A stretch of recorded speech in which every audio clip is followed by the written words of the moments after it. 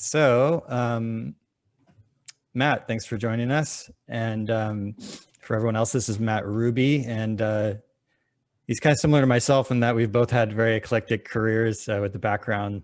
He was a musician at one point. He was the first employee at 37 Signals, which is now called Basecamp. Founder of Vuza, where he made videos kind of poking fun at the tech industry. And that's how I first found out about you. And then more recently, doing performing stand-up and writing and podcasting these days. I'm curious to kind of start us off. Do you see kind of a like a through line, between all of those different things, or that maybe they're all like creativity focused, or because it's a sort of circuitous path amongst all those? I'd be curious if there's anything that commonalities there. Yeah, I mean, I think at the base level, just sort of like making stuff. I really like making things and like sort of creating stuff and going from idea to actually putting something out in the world. So I guess that's probably like a bit of a through line. And then I think the other one is probably just words. I mean, I've always, whether it's been as a songwriter, or as a comedian, or sitting at a laptop, it's always writing and caring about words. And, I've been carrying a notebook around with me, for decades now, and kind of writing down ideas and jotting things down and trying to figure out how to piece them together. So I think that's probably like a commonality through it all too, is sort of like an obsession with words and writing and communicating stuff.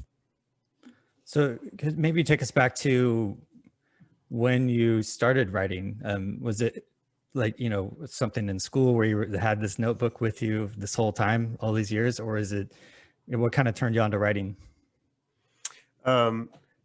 Yeah, I mean, I guess I was like a decent writer in school. I never really thought of myself as a writer at all. I remember, even though I was kind of like, I guess it was through, being in a band, I was, kind of writing like emails, like announcing our show dates. And like, I kind of would get into that in a way that was, probably a first sign that I enjoyed writing. And then when I was working as a web designer originally at Basecamp, which was then 37 Signals, and then as we started growing, it was like writing a lot more content there and kind of getting into it more in that way. So it wasn't like I set out like I'm going to be a writer, but I just wound up doing it, and I was pretty good at it and liked doing it. And to me, it's writing is really just communicating ideas. So if I could, I think I'm good sometimes at boiling things down to their essence or reducing stuff and just trying to like help translate or transmit, even if it's not my ideas, helping other people communicate stuff. So yeah, I think, and then, yeah, it was probably, at that job, we got to do, my job kind of evolved as we grew into just writing a lot, whether it was like at the blog that we had, writing books, and kind of, being, that's probably where I got my reps, was like every day writing at the Signal versus Noise blog, like 4 days a week for, 10 years. And like, that sort of repetition of like just writing that much was probably sort of like my 10,000 hours type thing of getting good at this, in a way that it just sort of becomes more natural and intuitive. So, and then I've just sort of kept it going since then. And then I think stand-up comedy is like interesting because it is writing, but it's also forcing you to talk things out, and it's illuminated for me the difference between verbally how you communicate versus written word how you communicate. And there's obviously a lot of overlap there, but there's also definitely some differences and different approaches that I take. So that's been interesting along the way too. Yeah, well, that's actually one of the other questions I had was the difference between writing for the stage versus writing for your newsletter in particular, because there's jokes in both, right? And comedic writing, although I'd say your newsletter probably gets into, way more serious topics probably than your stand-up does in general. But you still have some jokes and levity in there. But I'd be curious just to hear more about kind of your approach to writing for the stage versus writing for your newsletter. Yeah, it's interesting. I took a writing class with an author who I really love. His name is Tim Kreider, and he really he really hammered on me that like I write like someone who's a stand-up comedian. And what he meant by that wasn't about being funny or not funny. It's just like really short sentences, just trying to be direct, nothing flowery, just like trying to get to the point all the time. And he was like, it sounds like you're some tough guy film noir kind of dialogue writer or something like that. And he was really encouraging me to, you know, embrace sort of like, flowery might sound like a pejorative, but like, you know, trying to like flesh things out a little bit, like having long sentences, using more descriptive words, trying to be more, you know, elegant and expansive with your prose, as opposed to stand up where you're just trying to get from A to B as quickly as possible. It's like every word that's not getting you to the punchline in stand up is like another second that the air is leaking out of the tire, you know? And so that's the feeling. And you can almost feel it on stage of just like, you know, there's like people like slowly losing attention anytime you're just sort of wandering. And so you're always trying to get direct to the point, which I think is very, you know, can be an effective way for the written word too. But if you're trying to sort of, I don't know, I guess it depends who you're trying to emulate. If you're just trying to be Hemingway or something, I guess you can stick with that model. But if you're trying to be, you know, a little bit more Nabokovian, or someone who you think is, you know, sort of bringing a little bit more artfulness to your writing, then I think, you know, that's sort of an approach that I've especially lately been trying to take more with like the newsletter and other things that I write, to kind of expand more and wander and like not necessarily even start writing and not knowing where I'm trying to go and see what turns up. And kind of also you just have that I guess the thing that they have in common is rewriting is kind of like the essence of both of them. And especially just with stand-up, you're just trying to chisel things down to the bone, really. Whereas with the newsletter, other things I write, I'm okay with things getting a little bit more airy or going off on tangents or things like that. So I don't know, did I do a good job answering the question? I'm not sure if I completely No, I got think so. there, but Kind of a follow-up to that. Do you feel like you have to be in sort of a different mindset for either one? Or do you kind of, you know what I mean? Like you're like, I'm going to sit down and write a newsletter today, or you like, I'm going to sit down and write jokes. You know, it seems like it takes like almost like a different part of your brain. yeah, I mean, it's definitely the newsletter. So for people who haven't read it, it's like a little more essay based. And so I do have like sort of a section where I put in like quick jokes and one-liners and stuff like that. But it's definitely more like, you know, a 1,000-word essay on a specific topic. And that's usually something that like I would say most of the time I can't talk about as a stand-up comedian, or not can't, but it's just going to be really challenging. Like it's talking about like issues related to life or politics, or, you know, things that are just more in depth than you can, if you're doing like, you know, a 15-minute set, you know, at a comedy club, it's challenging to go there. So yeah, a lot of times for me, it's something that like, I'm interested in this topic and I think it's really nuanced and I want to examine all sides of it. And like, you know, I think maybe like we're looking at it the wrong way, and that might work better for an essay. Whereas for stand-up, it's like, what's just something I think is dumb or stupid, or like someone told me something that I just think is ridiculous, and like how if it's short and choppy and I can get in and out quickly and get a laugh at the end of it. But I do think even with stand-up, the ideal is that you have all that and you have a joke that's funny and people laugh, but then also a few days later they're like, still thinking about it, like, you know, I was thinking about what that comedian said the other night. That is kind of true. And like if you have that sort of resonance and also have like a funny joke along the way, then I think that's the pinnacle of stand-up, or at least what I'm trying to accomplish. And I guess the other thing is with both of them, I think about something that Chris Rock said once in an interview that stuck with me, which is basically like, if there's anything that you talk about 3 times or more, like in conversation with friends or in real life, then that's something you should talk about on stage. And so, because I think, you know, to interpret that, how I hear it is that like, that's something that you really care about. Like if you're talking about it repeatedly in your real life with no agenda involved, but it's just coming up as something that like you have a strong opinion about or really want to talk about, then bring that to the stage, because the audience will sense that. You'll bring a certain energy to it. The audience will react to that. You're going to care about it more. You've got a point of view. And so like that to me is always this, you know, and then this is true with the newsletter too. It's sort of like, all right, I keep having these conversations and I feel strongly about it, or I have strong opinions about it. Let me try to communicate. And sometimes the newsletter is me trying to figure out how I feel about something. I'll be like, well, this topic interests me. Let me start writing about it. This is how I feel about it. This is my own life and how I've like personal experiences I've had that relate to this. Let me think about that. And then by the end, it might wind off in some other direction that I didn't even see coming. But no matter what, it's sort of like, oh, if I'm kind of bringing that organic part of myself and what I'm interested in and what I like talking about, then that'll probably come through in the final product. Yeah, totally. That resonates a lot. Like, I can't tell you how many times I've been writing and and something comes out of my brain that was totally unexpected, you know, which is the kind of one of the cool things about writing. So on your Substack publication, you said, so you sort of describe your writing. You say, if you enjoy nuanced takes, don't get offended easily, and hate BS, then you should sign up. And I know you and I have emailed about this a little bit before, and I think that we're probably roughly in agreement that the world needs to embrace a little more nuance in their lives. And you even had a great line in this Tuesday's newsletter where you said, hot takes are a bad way to decide human fates, which has a nice rhythm to it, by the way. That was really cool. But you know, all that being said, you're also, you know, trying to get noticed in this really like noisy online world. So how do you think about, you know, that balance of like having a hot take on something to get noticed versus getting more into the nuance of things?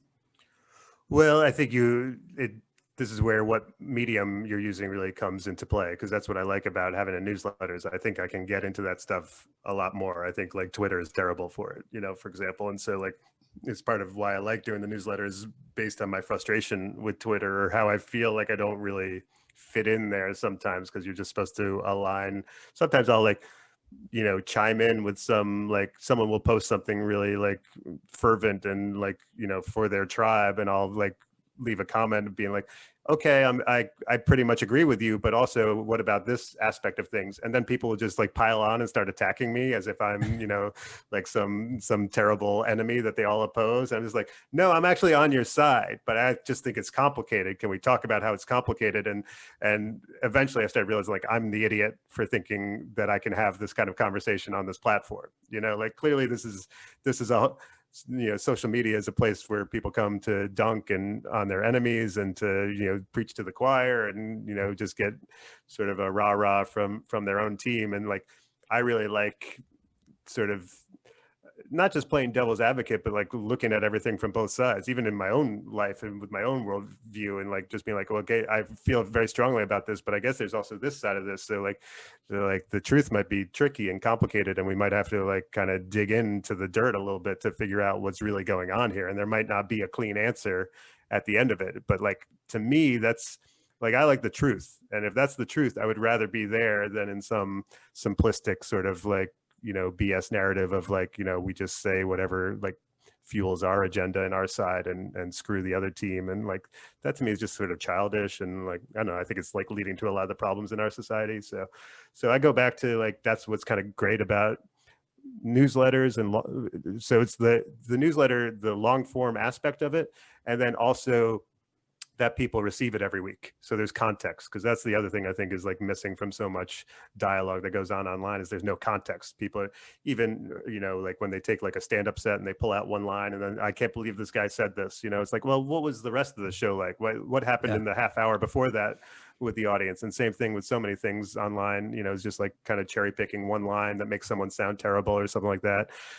Or, you know, is this person joking? Are they an expert? Are they just, you know, a troll? Like no one knows. It's just everyone's just sort of like, there's no sort of, I keep going to that word context, but it's like a real understanding of who the person is that's saying it and how much that matters. Like, are they being sarcastic? Are they an expert? Are they just, you know, making fun? Are they just trying to get a rise out of you? You know, all those things are different. And so that's the other thing that I like about the newsletter format is like people are receiving something from me every week. They know me, they've made a decision to subscribe to this. And therefore, to me, it's a whole different like kind of quality of conversation that can happen, because now it's like, oh, well, we're having an ongoing dialogue as opposed to me just being like extracted from the soil and planted in this other soil and seeing if it blossoms there, because usually it doesn't. Yeah, totally. As you were talking, I got reminded of something I think you shared recently. It was a clip of it was like Patrice O'Neill and Louis C.K. and like they said just like awful things. Like if you take it out of, even if you take it in context, it was really awful. But it was just in service of just making a fellow comic laugh, you know, and just going to an extreme. And so it's like if you take it within that context, it's like, okay, well, you can kind of not get so up in arms about it, you know? And also, those are two people who know each other and have known each other Yeah. for years, and how people like that can talk to each other and what they can say to each other, what strangers who have never met and aren't even in the same room can say to each other. And Hmm. yeah, I mean, it's to me, that's a huge thing. And it's also why I love stand-up comedy, is like a bunch of people in a room together face to face can have a dialogue in an entirely different way than people on social media who are faceless and just yelling at each other have. It's just, everyone's just sort of like talking around each other, over each other, as opposed to each other. Yeah. So I'm not going to say you dodged the question, but you're on Twitter and things like that. So Yeah. how do you think about, you know, wanting to show up there and grow an audience and stuff? And part of that is maybe being a little controversial. Yeah, I mean, it's tough. I just try to say what I mean. I guess like I don't think it's the best platform for me. I like writing jokes, and I'll just throw out a bunch of stuff and like kind of see what sticks. Um, I guess I avoid, the problem is like I like the way you succeed on that platform is by being like this hyper partisan, like one side or the other. And I feel like the extremists on both sides are kind of awful. Yeah. You know, I don't want to fit in on either one of these teams. And like perhaps this is bad for my social media success, where if I could just like kind of be in one of the tribes that like just dunks on the other side all the time, I might excel a little bit more. But I just think like it's childish to kind of buy into only one narrative and just say that the you know, half the country is like evil and the other half are heroes. Is just like we're being silly. Like also we all have to live together. To me, it's all representative of how online we are, and how we're just like staring at our phone and we're like lonely and disconnected and like, you know, just trying to dunk on each other and do all this stuff, as opposed to like being in a room together and being human beings with each other. So like have this naive view that like I can be really human and I can just tell the truth and I can examine like how things are complicated, and people will like that. And on social media, I'm not sure that's true. I think it can work well, and that's part of why I gravitate towards the newsletter and towards stand up and like things where it's like that kind of attitude pays off a lot more. Whereas like there's obviously part of the world that right now is just like, no, throw chum in the water for the sharks because that's what they need. And so it's like, if you want to play that game, it's cool, but like it's just not my thing. But that said, you know, I have fun on Twitter. I enjoy, you know, I was doing a lot more video stuff this year because of the pandemic, and doing like character stuff and just throwing things out there. And I think it's interesting to see what sticks, what gets traction, what doesn't. So, you know, you know, Instagram, I think, is more, you know, photo based, and I'm a words guy. So it's nice to have some outlet. And yeah, so it's, you know, but yeah, sometimes I feel like doing video, you know, clips is almost like the most effective way to communicate on social media, because at least people are seeing your face and knowing who you are, and there's like, you know, that more human connection. Yeah, totally. Cool. So it's kind of on a related topic, you know, when you get into writing about more of these like hot button issues, if you will, do you you're interested in them for some reason? Do you mostly come at them from like a place of like anger and frustration about those topics, or even like the sort of us versus them discussion revolving around it? I'm just curious, like what kind of fuels that for you? Yeah, not a lot of anger. I'm kind of like a robot. I don't really feel human emotions, so it's, you know, most I think most arguments are silly. I'm just like, what are you doing? You know, I'm just like, so I think it's more. I am judgmental though, so there's definitely some element of that. I think a lot of times it's comes from I think there's a way to look at this that other people aren't seeing. So if I had to like kind of find a thread, it'd be like what's surprising, or what's the point of view that I have that's interesting that I don't think is being heard, or I don't hear other people saying. And so a lot of times that, you know, it's sort of like a supply and demand thing of like, what's surprising, what's truthful, what's not being, what do I think that's not being said?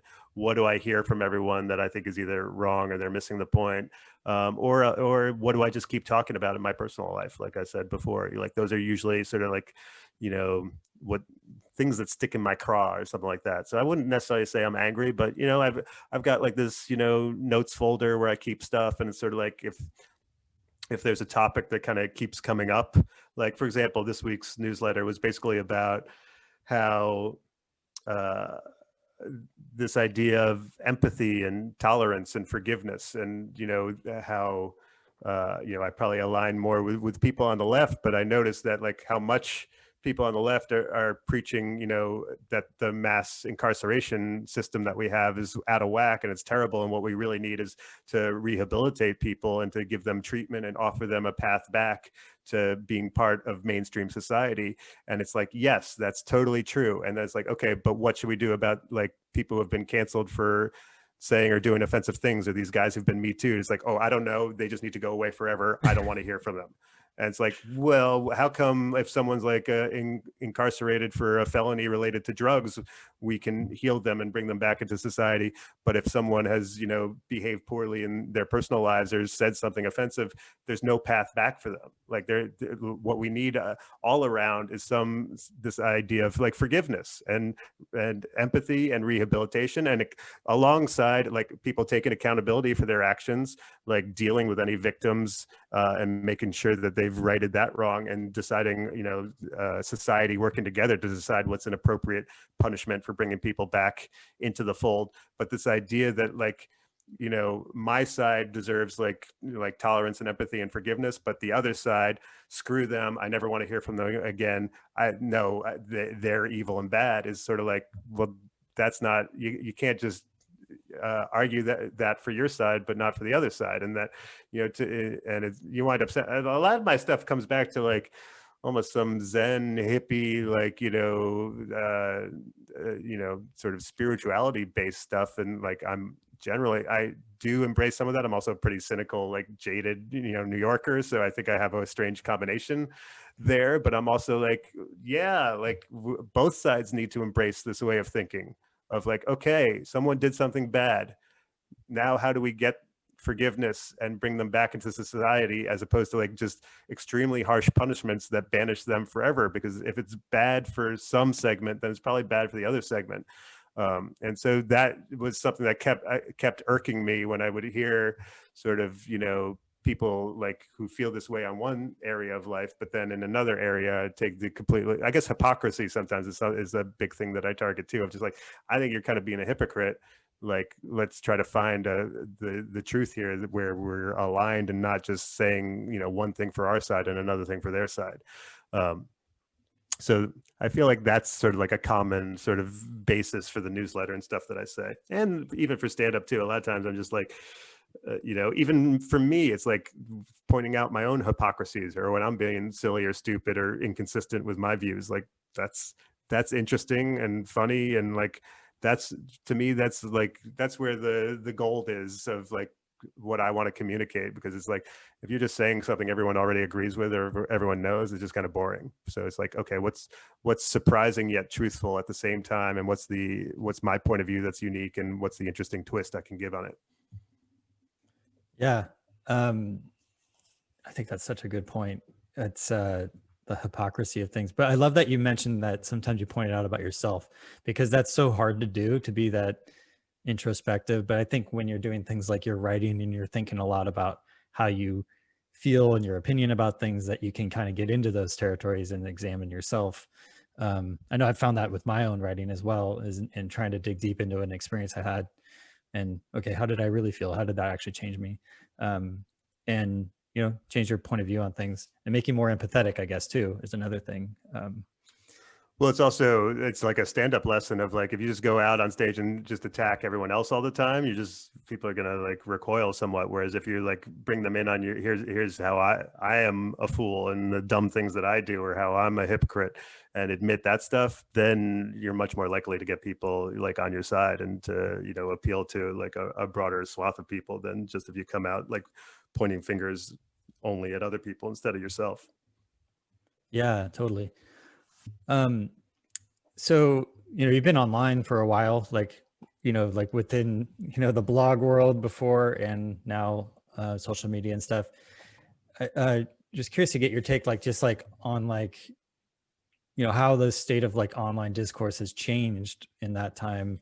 Because I mean, we're all humans. Like humans haven't drastically changed in that amount of time, right? But maybe the mediums have changed, kind of like you talked about earlier. And maybe that's the whole answer. I don't know, but be curious to hear your thoughts on that. No, I think the smartphone coming out and social media taking off has been really terrible for humanity.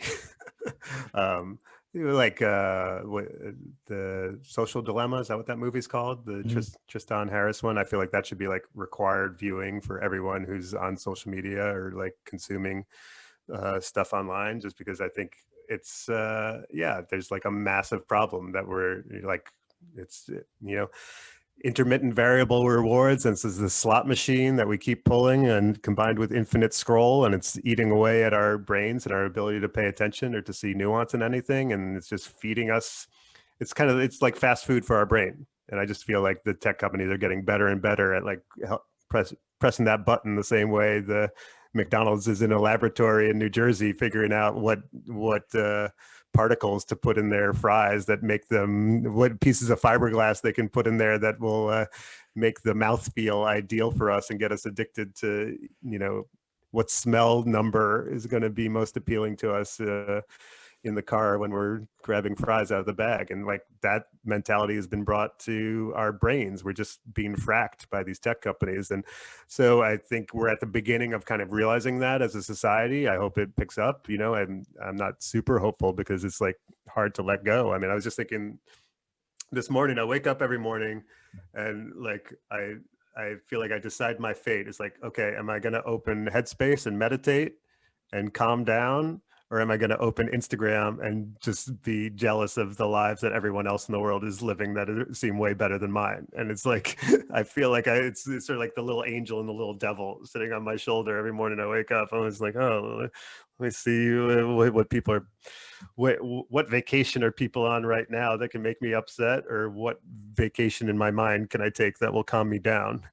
Um, and it's like also because I have been online, I do remember like sort of, I would say early 2000s, I would label as sort of like this golden age of how people were communicating, where there was a little bit more of this utopian kind of vibe online of, community. Blogs were really popular then. There wasn't, social media that was, we maybe like Friendster or MySpace or something, but there wasn't that same dialogue going on. And there was a lot of really cool content going on. You could follow people and sort of like these communities that were happening in a way. Maybe they're still going on like on Reddit or something. I don't know, use Reddit, but like it seemed much more like the language of the internet was friendly, and finding what you're interested in and people connecting in a way that they hadn't been able to before. But not now, it just feels like all that's gotten on steroids and blogs have disappeared, and now it's fueled much more by outrage and who do you hate and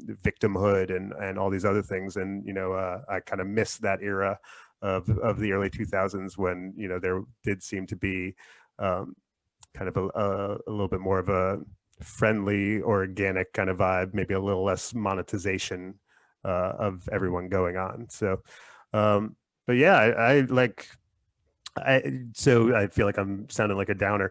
I guess to me, the antidote is like, I'm really encouraged by, I'm a big fan of psychedelics and the increasing like notion of shrooms and psilocybin and ayahuasca and things like that. I think to me, I'm sort of like, okay, well, are we just in this techno dystopian spiral that humanity won't be able to escape from?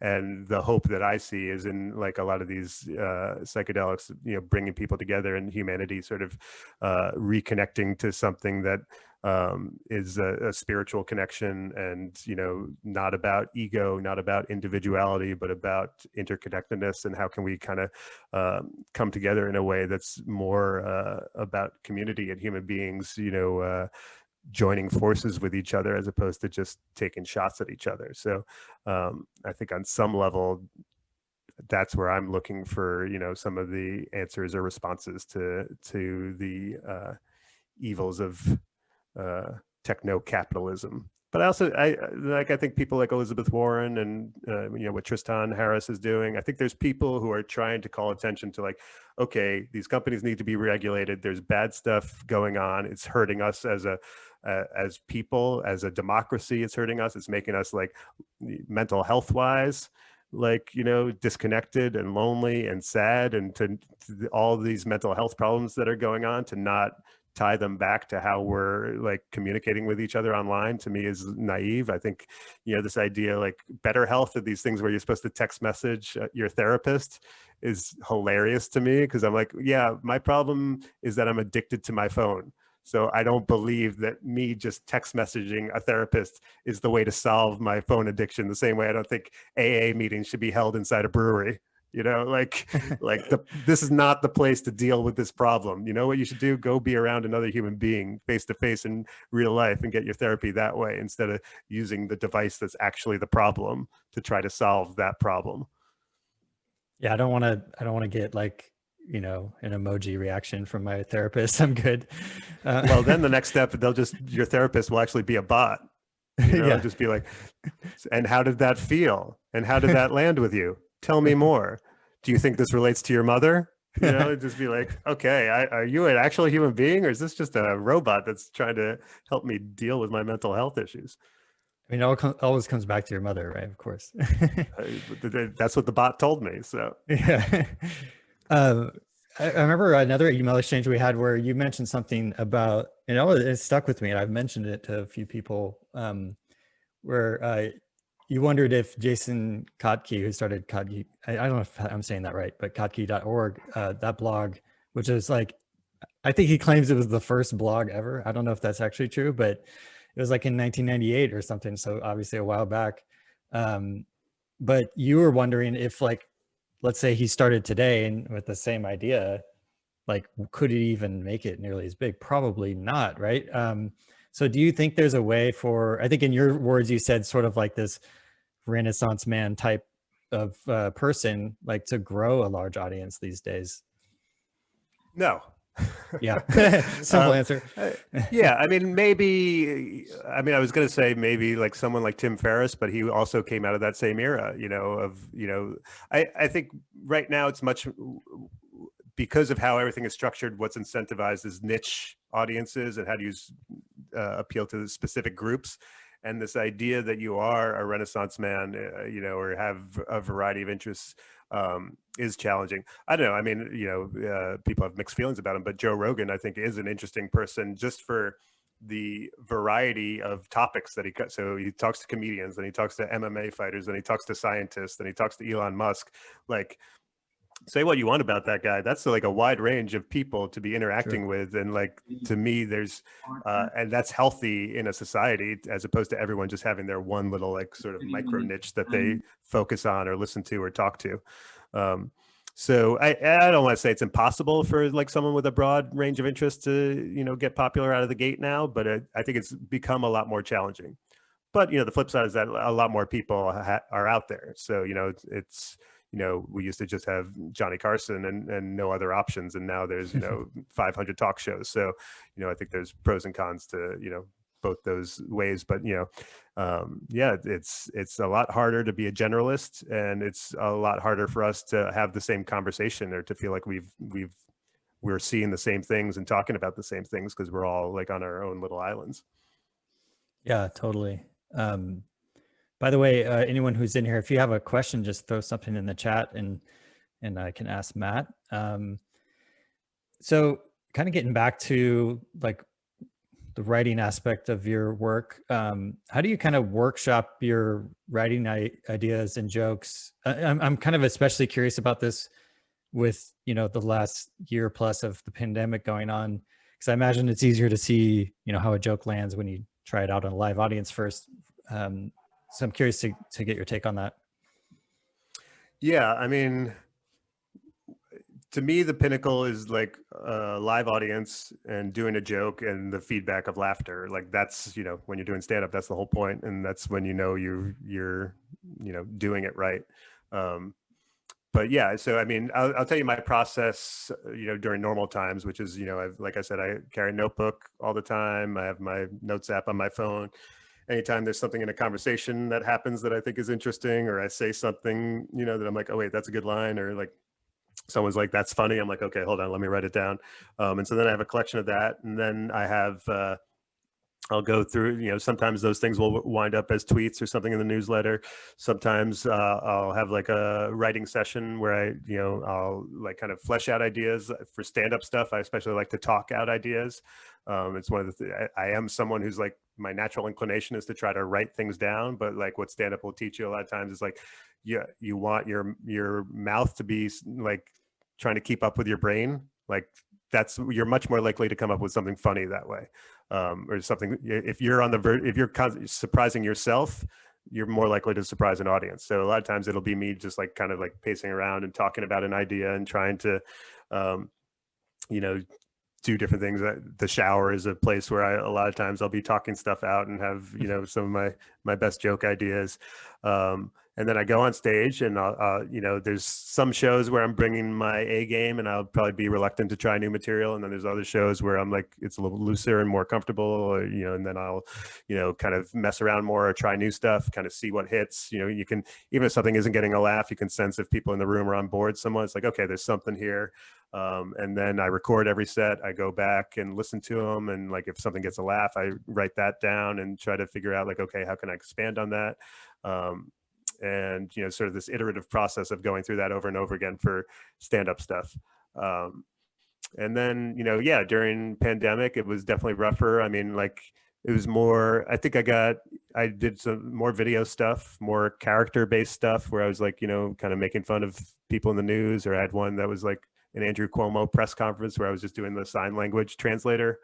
And that's something that, you know, I couldn't do on stage as a stand-up. And I'm like, okay, this is what's happening this year isn't stand-up. What's happening this year is, you know, doing video stuff. So like, how can you play with this medium and come up with interesting ideas? I did something called Kimonos at the beginning of pandemic, where it was just me in a kimono, just talking about the news of the week, and kind of sort of like a weekly, you know, monologue of covering the news of, you know, how I would do it. And yeah, I think, you know, kind of leaning on stuff that maybe was like less about like getting a laugh from a room full of people in that moment, and more about like, okay, how can you use this medium and what can you do that other people haven't seen before, is like kind of new.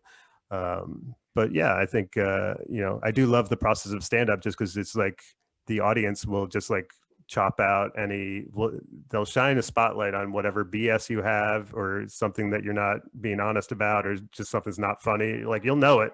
And it's like, you can, like with writing, you can kind of get away with being like, oh, they just didn't, you know, you can convince yourself everything's great.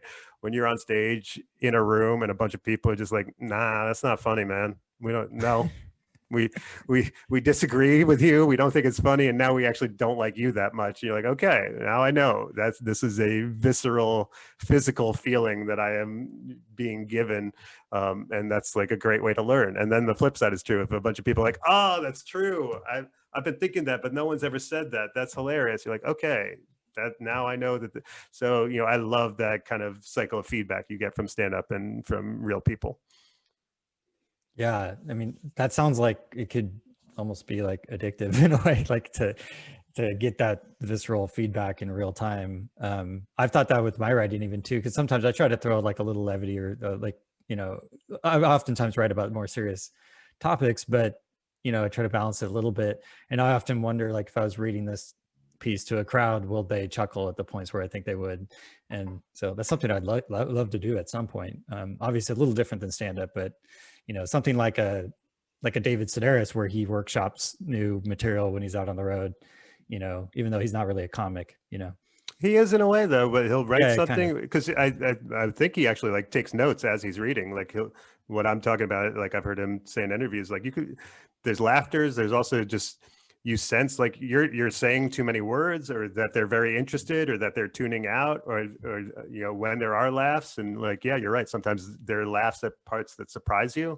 And you're like, oh, I didn't even think that was the funny part, but okay, you know, like you know, and that almost is the ideal sometimes as a comedian. You're like, oh, I didn't even think that was a joke, but apparently that thing is funny. Okay, great, let me write that down. I mean, that's why you record every set as a comedian, because like, you don't always know what you're going to say or do, and be like, oh, okay, they like that, let me remember it and try to recreate it. Yeah, that's cool. So kind of on a related note, I'm almost blown away by the sheer amount of ideas that you have in each packed like into each Rubesletter that you do. It's too much. It's too much. It is a I lot, get but it's complaints. People are like, "Oh, it's so long. Can't you make it shorter?" but so I know we kind of talked about this a little bit, but like, how do you generate? And then also, you mentioned how you capture them, like you're writing in a notebook or like your iPhone's note app. But how do you generate it? Is it mostly just from these conversations that you have, or are there times where you're like, I mean, I imagine you're just thinking about it a lot, I guess. Is that part of it? Yeah, I think to me, it's like an ongoing process. Like I tend to avoid just like staring at a blank screen and being like, oh, what do I say now? It's just sort of like it's almost like a lifestyle of I'm constantly like noticing stuff, writing it down, capturing it, trying to turn it into something else, like tweaking it, like putting it out there, and like kind of like that's just my mode of like interacting with the world. And then the newsletter is sort of my snapshot of that week of what I've been doing or thinking about stuff. And then I also like I'll kind of do like a writing session where I'll spend a couple hours going through my notebook and writing things out and like scheduling them as like, you know, social media posts or things like that. So like sometimes that, you know, I'll do like a month's worth of social media posts, but like in like a few hours. And then, you know, over, you know, 2 weeks later, go back and visit the ones coming up and be like, oh, I had an idea about this. And so there's just like kind of this whole cycle of playing with ideas and tossing them out. And then there's some that get fleshed out into longer essays, some that turn into jokes on stage, some that are just kind of like, I think, good on paper. And then that's it. And, you know, like, yeah. And the newsletter sometimes is, it's almost like the receptacle for all of this stuff. And then I'm like, okay, maybe I'll want to write a book, or if I have, you know, some, like that's where like I can go back and reference, you know, past ideas that I've had and been like, okay, well, I talked about this like a few weeks back. Or even right now, there's was it about the insurrection, and there's not going to be the Republicans don't want this investigation about it, and I wrote something about this weeks ago, but now that's in the news again, like I might chime in, like reply to someone else who's talking about it and be like, oh, I wrote this whole thing about it, you should check it out. And just sort of like having that foundation of material, and like kind of the newsletter is nice because like, okay, it's me putting a line in the sand of like, this is how I feel about this right now, and like having a, you know, something, and especially with the essays. Yeah. But yeah, I'm just I have too many ideas, and I'm just trying to figure out a place for them all to go, I guess. So switching gears quite a bit, Alfonso in the chat asked, because you were early on at Basecamp, or 37 Signals, now Basecamp, to get your take, and I believe you wrote about this in one of your newsletters, to kind of get your take on the news regarding the new policies banning conversations. If you wanted to kind of touch on that. Yeah, I did. I had a newsletter a couple of weeks ago where I went in depth on it. So if you're curious, I would definitely, you know, recommend checking that out. I know those guys, and, you know, to me, like sort of how they were being portrayed in the media, like seemed didn't resonate with the people that I know. I also think there's sort of like when you write 5 books, you know, depicting yourself as like sort of like when you build yourself up as being like the pinnacle of like a workplace culture, and here's the right way to do it, then people are really excited to like when you mess up and to attack you and to tear things down. And I think even they would admit that they messed up and how they handled it to some extent. I guess, you know, if I'm trying to go into like, what do I think hasn't been said by other people a lot?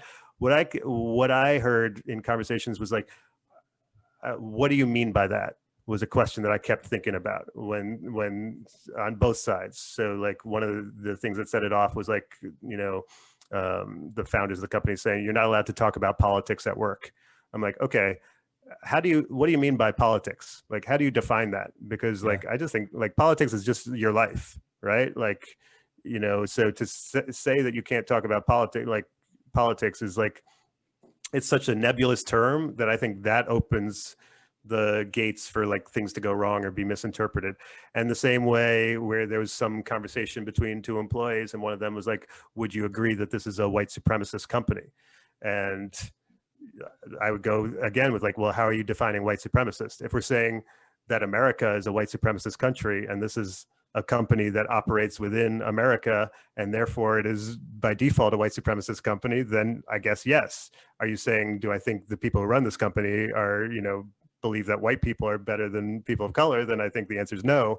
So they're like, how are we defining these terms? And I think that's so much of where we're getting into trouble, like in our dialogue these days, is like people are talking about things in a way that's we're not even having the same conversation sometimes. Or like, we need these clear definitions to be able to know what we're actually talking about. And then I also just think there's like a real generational sort of divide going on right now with, people in their 20s versus, people in their, 40s or older. And like, there's sort of like this differing approaches to what's appropriate in the workplace, where do you bring your personal life and where do you leave it out? And I think, that's probably going to be an ongoing sort of wrestling match as we move forward, because I think there's sort of like this generational split about expectations on a lot of this stuff. And then just the last thing I'll say is, to me, the real heart of that story was this, we've been pretending that just being a remote workforce and just being online is the same or just as good as being in person with each other. And I think what you saw there was people who haven't been in the same room together for like over a year, just clashing, because at a certain point, if you don't even like look at someone in the eyes and see them anymore, they start to become like a character in a video game. And we're all just like sort of playing this video game of work nowadays. We have our avatars, and then there's like the other avatar, and it's like, it's easy to just start thinking it's all like some sort of first person shooter game, but with words, where you're trying to attack, the enemy that you perceive online. Whereas like if those people were in the same room together having lunch every day, I bet it never would have gotten to this point. Yeah, that's such a good point. So this is a community of writers, mostly people starting things or some people further along. But I'd be curious to hear, because you recently moved to a paid Substack, or giving the option for a paid. I'd be curious to what kind of went into that decision and how that's going so far. And sort of related, now that things are opening up more and you can perform live stand-up more, are you shifting more your focus there, or still trying to grow the paid subscribers? Yeah, definitely still trying to grow the paid subscribers. It's been really great, especially during pandemic where I couldn't be performing. I was putting a lot more energy into the newsletter. And yeah, I mean, it's, when people are paying, it's $5 a month or $50 a year. And when people are ponying up for that, it's like a real validation that like, oh, people are getting something from this. It has worth to people, and it's been encouraging to me to be like, okay, this is worthwhile, and this time and energy that I'm investing in doing it and getting it off the ground is worth it. I also had a big existing email list from previous stuff that I'd done from Vuza and my comedy and things like that. So it was nice to kind of have that foundation to start from, as opposed to starting from scratch.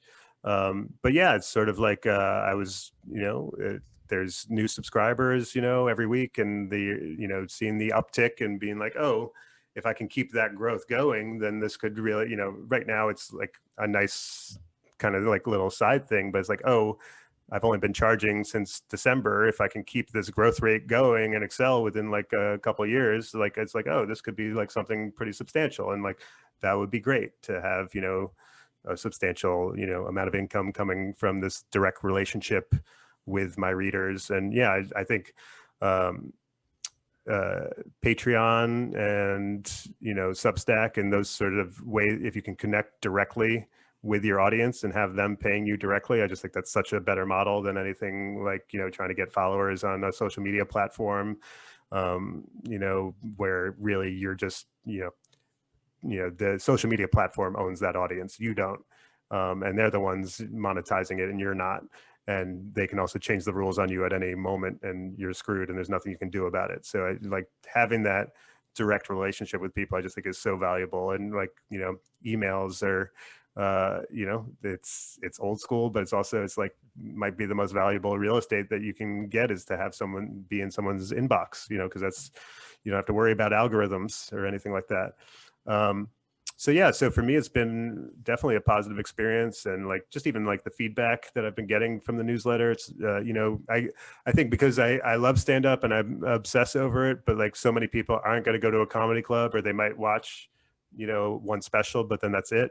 And so this is just a way to reach a whole different kind of audience, and in a, you know, regular way, and like sort of that context stuff I was talking about earlier, and to get feedback from people who are, you know, really into it, and, you know, telling you about it. It's, yeah, it's like, I would recommend it. And like, for me, it's been, especially during pandemic where I couldn't be performing as much, to, you know, it's been a really nice outlet to have.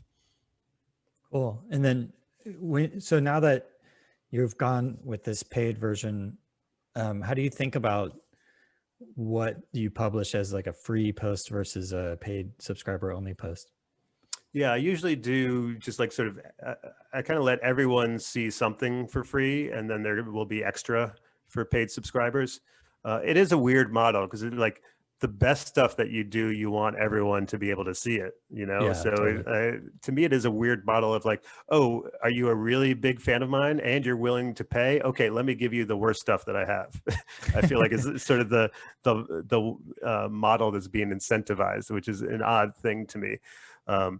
But yeah, my approach is usually, you know, most stuff is available for free, and then there might be an extra, you know, 10 to 20%, you know, of other stuff that I'll give to just my paid subscribers, you know, so they get, you know, something. But like, to me, my hunch is that most of the paid subscribers aren't like, I need to see that extra 10%, and that's why I'm paying you. I think they want to support what's happening, and they like the newsletter, and it's their way of sort of like chipping in for what they're getting in value in return, and supporting it. So I think different people have different approaches to that. I don't think the paywalled content, and I really need to access it, is the motivation for most of the people who pay me. Yeah, I mean, I'm a paid subscriber myself, and it was purely just almost like a patronage type thing, right? Because I was like, I know you're spending a ton of time on this, and I read it every week and I'm enjoying it. So, okay, I'll help them out a little bit, you know, almost like a tip in that sense. But yeah, so that resonates. Yeah, I think to me, it's like pretty clear that I'm like putting effort into this, and that it's like, and it's part of, you know, it's like, and I want the paid subscribers, I think they know that, but then I also like, when I really put effort into something, I don't like hiding it away from the world and having only, you know, X number of people being able to see it. It's like, oh, I put a lot of effort into this and I think it's good. I want to share it with the world. And I guess I kind of think that the people who are paid subscribers probably feel the same way for the most part. Like, yeah, that's good. You should show it to other people too. I don't need to be the only one who sees it, you know? Yeah. Like, I have no idea which ones of yours were paid or not, to be honest. Yeah, Yeah, it's like usually, even the last one I forwarded to a friend because she's into like criminal justice type stuff, and I thought, oh, this will resonate with you a lot, and she really liked it. But great. I yeah, appreciate it. Yeah, I think it's usually, I would say 1 out of every 3. It's uh, like the paid subscribers will get, the free subscribers will get half of it. And then I'll be like, do you want to read the rest? Sign up for the paid gotcha. plan. That makes sense. Yeah, it's a good way to kind of encourage. There's lots of people, the vast majority of people on the list are not paying. So to me, that's a good way of just sort of reminding them, you know, in line, in a way, like, hey, there's more you could pay. Hey, there's more you could pay. And so kind of like, it's almost like a promotional approach too. Yeah, actually, I didn't realize you could even do that on Substack. So that's a good point. So I've kind of a goofy question. As a comedian, I imagine you get some pretty annoying questions in interviews, or the worst is probably like, tell me a joke, you're funny. But I'd be curious, kind of like, what's one of the most annoying questions that you get asked often? Why'd you start doing comedy? Were you the class clown? It's usually like, you know, Yeah. stuff like that. How do you handle hecklers? Trying to think. I mean, it's like, to me, it's not that annoying. Like, I enjoy talking about comedy. So, you know, it's just sort of like, to me, it's a little bit more of like, oh, well, you can ask, there's just questions where I'm like, well, I've been asked that before. So you're going to get like kind of like a stock answer. And then there's other ones where it's like, I've never thought about that before. Let me try to give you an interesting answer. And I just think it's better for everyone involved if it's one of the latter as opposed to the former. But, you know, you know, yeah, in real life, the tell me a joke thing is every comedian's nightmare. So God, that's one to avoid. If you ever meet if you're ever talking to a comedian, don't ask them to tell you a joke. And also, if you ever go to a comedy show afterwards, don't say you were our favorite. Yeah, That's something people always feel the need to communicate. It's like, yeah, this wasn't a competition. Like, those are my friends also. So God, that resonates so much. Like when I was in the band, I remember we were on tour, and the band that was opening before us I liked them way more than my band, right? They were so good. And I remember someone came up and was just like, you guys were so much better than that first band. I'm like, no, sorry, you're wrong. They're way better. Go buy their CD, don't buy ours. You know? yeah, Yeah. it's interesting because it's like, Not that it's a competition, but yeah. they're trying to be nice. Yeah. It's just like, oh, I get you're trying to be nice, but it's misguided. Yeah, totally. So, on a similar note, what's a question that you wish more people asked you about? About comedy or life or what? Or Well, let's go with comedy first, and then maybe you can expand on it. What question do I wish people would ask me about? Or like, what are the most interesting parts of comedy for you? Like, I mean, like, I think I've hinted at it during this interview already, but like that face-to-face, I guess, okay, to me, what's fascinating is like, you can have a room full of people who individually are like idiots, but like together they possess all this wisdom. Like that this crowd as an organism has this collective, knowledge that is so fascinating and revelatory. And like that, to me, that's part of why it's like this, such a cool thing. I think of the stage as sort of like the sacred space, because like, oh, you get to be up there and like test out your ideas and like have this like level of feedback that you just don't get anywhere else in the world. And it's like in the room in that moment, and it can be like super humbling and like a downer, or it can be like transcendent and like, feel amazing. And like, I don't know, it just feels very real. Whereas like a lot of the conversations we're having in life these days don't. And so I think that's why you see comedians often pushing back so much against like cancel culture or all this, stuff, is because it's like, I think Chris Rock just said this in some interview, but it's like, you don't need to cancel us. Like, we know when a joke's not working. There's a room full of people communicating to us when we're wrong, and they're also communicating to us when we're right. And sometimes we're in there every night, and a room full of people is telling us we're right, and then people who are online are telling us no, we're wrong. And we're like, no, pretty sure you're the one who's not really seeing the full picture here, because we're out in front of real human beings every night, like trying to get this flag up the flagpole. And we can tell you how it's going in a way that like, maybe your Twitter followers support you in your agenda, but like that might not represent reality. And I think, there's something powerful about that. And then, yeah, I don't know, like, I guess I'm a big fan of John Mulaney, and I'm like so fascinated to see what his next stand-up special is like. I mean, he's just gotten divorced and was in rehab and all this other stuff. And he's been like really like this sort of clean, not emotionally vulnerable person on stage. And I just love that. I don't love that he's going through this stuff in his life, but that how someone who's a master of their craft, the way he is with stand-up, will bring those elements of his life into his performance and do it on stage. It makes me think of like, Richard Pryor, after like burning himself and going through a lot of stuff, talking about that on stage, or Chris Rock talking about his divorce, or Louis talking about his kids. There's like, when a masterful comedian can really go there and talk about stuff in their own life and make it funny and accessible. Gary Gulman did a special on depression recently that I would put in that category too. It's something that it's something that's so powerful about the art form of stand-up that you don't often get in other things. And, I think there's something really like special and about stand-up in that way. That's, part of why I love it. Yeah, that's so cool. Well, we have gone over time, but I really appreciate your time. And where would you like? I know you're like at Matt Ruby basically everywhere online, I think. And then, but where would you like people to kind of find more about you? Okay, let's see. I'll run through them quick. The Rubesletter, we talked about it a lot. The newsletter is at mattruby.substack.com. I'm on Twitter at Matt Ruby. I'm on Instagram at RubyMatt, just to keep you on your toes. And my website is mattrubycomedy.com.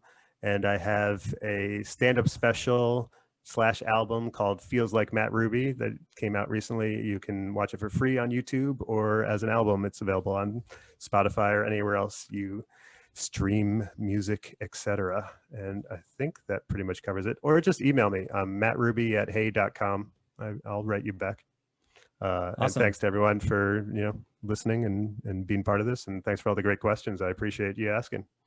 Yeah, thanks, Matt. It was good. It was good to finally chat, and I will attest that he will answer your email because he answered mine. So